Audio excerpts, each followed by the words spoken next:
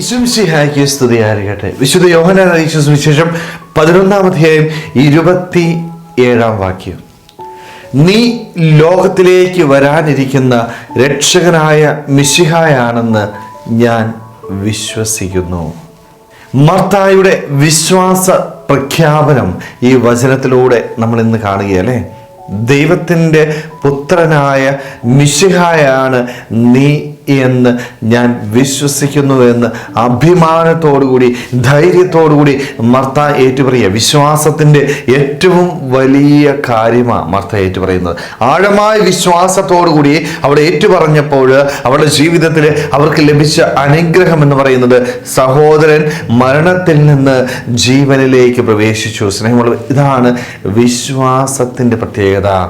ദൈവത്തെ മിശിഹായായിട്ട് രക്ഷകനായിട്ട് കണ്ടുമുട്ടുന്നവരാ ജീവിതത്തിൽ അനുഗ്രഹങ്ങൾ ലഭിക്കും. ആഴമായ വിശ്വാസം വേണം കേട്ടോ. നമ്മുടെയൊക്കെ വിശ്വാസം ഈ ആഴമായ തലത്തിലേക്ക് പോകുന്നില്ല. പുറമേ നമുക്ക് വിശ്വാസമുണ്ട്, നമ്മൾ പള്ളിയിൽ പോകുന്നുണ്ട്, നമ്മൾ പ്രാർത്ഥിക്കുന്നുണ്ട്, സന്ധ്യാപ്രാർത്ഥനകളുണ്ട്, വചനം വായിക്കുന്നുണ്ട്. പക്ഷേ ഈ വിശ്വാസത്തിനൊന്നും ആഴമില്ലാതായി പോകും. കാരണം എന്താ, പല പ്രശ്നങ്ങളും ഉണ്ടാകുമ്പോൾ ഈ വിശ്വാസമൊക്കെ നമ്മളങ്ങ് ഉപേക്ഷിച്ച് കടന്നു പോവുകയാണ്. അച്ഛൻ എന്നെ ഒന്ന് വഴക്ക് പറഞ്ഞു, ഞാൻ പിന്നെ പള്ളി പോകത്തില്ല. കാരണം എൻ്റെ വിശ്വാസത്തിൻ്റെ തലം എന്ന് പറയുന്നത് വെറും ബാഹ്യമായിട്ട് പോയി, അതിന് ആഴമില്ലാതായി പോകുക. ആഴമില്ലാതായി പോയി കഴിഞ്ഞാൽ ഒരിക്കലും അനുഗ്രഹം എനിക്ക് ലഭിക്കത്തില്ല. പലപ്പോഴും നമ്മുടെയൊക്കെ പ്രാർത്ഥന ദൈവത്തിൻ്റെ സന്നിധിയിൽ സ്വീകരിക്കപ്പെടാതെ പോകുന്നുണ്ടെങ്കിൽ അത് ദൈവം നമ്മളെ ഒന്ന് ഓർമ്മിപ്പിക്കുക, നമ്മുടെ വിശ്വാസത്തിൻ്റെ തലത്തിൽ ആഴമില്ല എന്നുള്ള കാര്യമാണ്. സ്നേഹമുള്ളവരെ, അതുകൊണ്ടാണ് ഈ മർത്തായെ നമ്മുടെ മുൻപിൽ ദൈവം ഇങ്ങനെ വെച്ചിരിക്കുക. എന്തിനാ? അവളെ പോലെ ആഴമായ വിശ്വാസത്തോടുകൂടി ജീവിതത്തിൽ മുന്നോട്ട് പോകുവാനായിട്ടുണ്ട്. വിശ്വാസത്തോടെ നീ ദൈവത്തിൻ്റെ സന്നിധിയിൽ ഏറ്റുപറഞ്ഞാൽ നിന്റെ ജീവിതത്തിൽ ഒരിക്കലും പ്രതീക്ഷിക്കാത്ത പല അത്ഭുതങ്ങൾ നടക്കും. മർത്തായുടെ ജീവിതത്തിൽ സംഭവിച്ചതും അത് തന്നെയല്ലേ. കാരണം ലാസറിന്റെ സഹോദരൻ, മരിച്ചുപോയ സഹോദരൻ വീണ്ടും ജീവനിലേക്ക് പ്രവേശിച്ചേക്കും. കാരണം പ്രതീക്ഷ പോലും ഇല്ലാത്ത, കേട്ടുകേൾവി പോലും ഇല്ലാത്ത കാര്യങ്ങളാണ് വിശ്വാസത്തോടു കൂടി ജീവിതത്തിൽ അനുഭവിക്കുവാനായിട്ട് സാധിക്കുന്നത്. സ്നേഹം, ഇതാണ് വിശ്വാസത്തിന്റെ ആഴം എന്ന് പറയുന്നത്.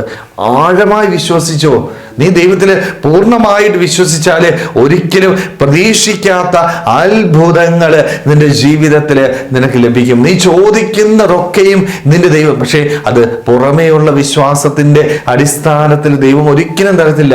നീ ദൈവത്തിൽ അടിയുറച്ച് വിശ്വസിച്ചാൽ മാത്രമേ, ആഴമായ വിശ്വാസം നിന്റെ ജീവിതത്തിൽ ഉണ്ടായാൽ മാത്രമേ ഈ ഒരു അനുഗ്രഹം നിന്റെ ജീവിതത്തിൽ നേടിയെടുക്കാനായിട്ട് പറ്റും. സന്തോഷത്തോടുകൂടി ജീവിതത്തിൽ മുന്നോട്ട് പോകുവാനായിട്ട് സാധിക്കത്തുള്ളൂ. സ്നേഹമുള്ളവരെ, അതുകൊണ്ട് നമുക്കൊക്കെ ഒന്ന് ആത്മശോധന, എൻ്റെ ജീവിതത്തിൽ വിശ്വാസം എപ്രകാരമുള്ളതാണ്? എനിക്ക് ആഴമായ വിശ്വാസമുണ്ട്, അതോ പുറമെ ബാഹ്യമായ സാധാരണ ഒരു വിശ്വാസിയായിട്ട് ഞാൻ ജീവിക്കുകയാണോ? നീ ഒരിക്കലും സാധാരണ ഒരു വിശ്വാസിയാവാതെ അസാധാരണമായ ആഴമായ വിശ്വാസമുള്ള ജീവിതത്തിൻ്റെ എത്ര വലിയ പ്രതിസന്ധികൾ ഉണ്ടെങ്കിലും എൻ്റെ ദൈവം എന്നെ ഉപേക്ഷിക്കുകയില്ല എന്ന് അടിയുറച്ച് വിശ്വസിക്കുവാനായിട്ട്, മിശിഹായാണ് എൻ്റെ രക്ഷകനെന്ന് ഹൃദയം കൊണ്ട് ഏറ്റുപറയുവാനായിട്ട് നമുക്ക് സാധിക്കുമ്പോൾ നമ്മുടെയൊക്കെ ജീവിതം ധന്യമായിട്ട് തീരും. ഒത്തിരിയേറെ അനുഗ്രഹങ്ങൾ നമ്മുടെ ജീവിതത്തിൽ ലഭിക്കും. സന്തോഷത്തോടുകൂടി മുന്നോട്ട് പോകുവാനായിട്ട് നമുക്ക് സാധിക്കും. സ്നേഹമുള്ളവരെ, അതുകൊണ്ട് നമുക്ക് ഈ ഒരു ആഴമായ വിശ്വാസം ഏറ്റെടുക്കാം. ധൈര്യത്തോടുകൂടി, തൻ്റെ ഇടത്തോടുകൂടി ഈശോയോട് ചേർന്ന് നിൽക്കുവാനായിട്ട്, അവൻ്റെ ഒപ്പമായിരുന്നുകൊണ്ട് അവനെ ആഴമായിട്ട് സ്നേഹിച്ച് ജീവിതത്തിൽ മുന്നോട്ട് പോകുവാനായിട്ട് നമുക്ക് ഓരോരുത്തർക്കും ആത്മാർത്ഥമായിട്ട് ആഗ്രഹിക്കാൻ പരിശ്രമിക്കാം. ദൈവം നമ്മളെല്ലാവരെയും സമൃദ്ധമായിട്ട് അനുഗ്രഹിക്കട്ടെ. ആമേൻ.